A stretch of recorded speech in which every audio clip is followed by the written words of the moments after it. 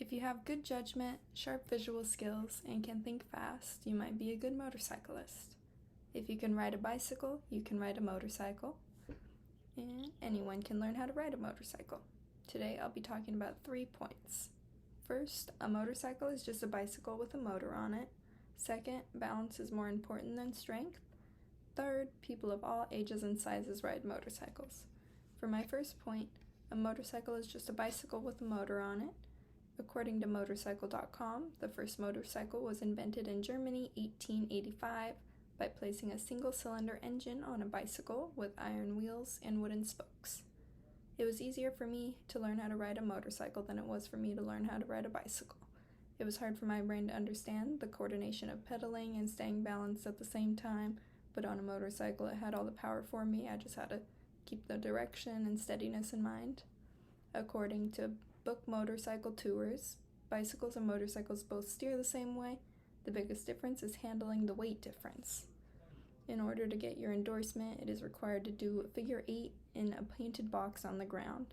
This took me a lot of practice to get down, learning how to lean your body at the same time in order to keep the bike upright, and it's not an easy task, especially under the pressure of the trainer and knowing you're in an exam.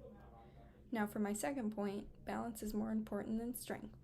According to Jimmy Lewis, off-road training, balance goes hand in hand with traction.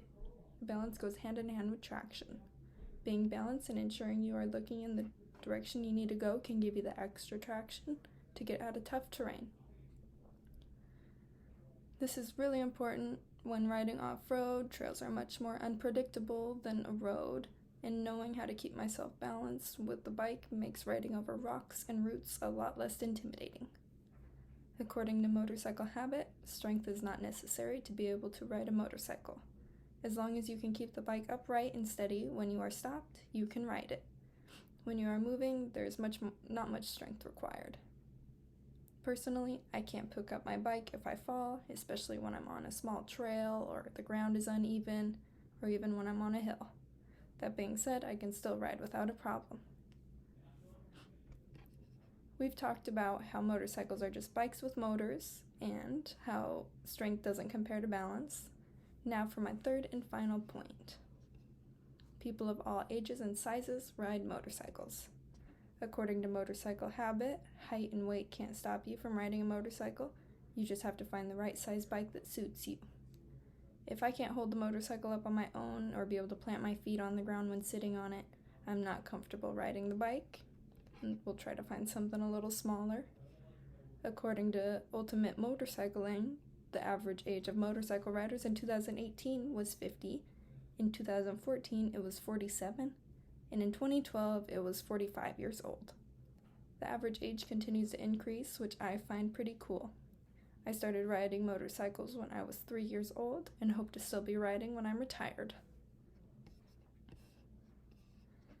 In conclusion, anybody can learn how to ride a motorcycle. Today I've talked about my 3 points. First, a motorcycle is just a bicycle with a motor on it. For example, they are both ridden the same way, and the biggest difference is the weight.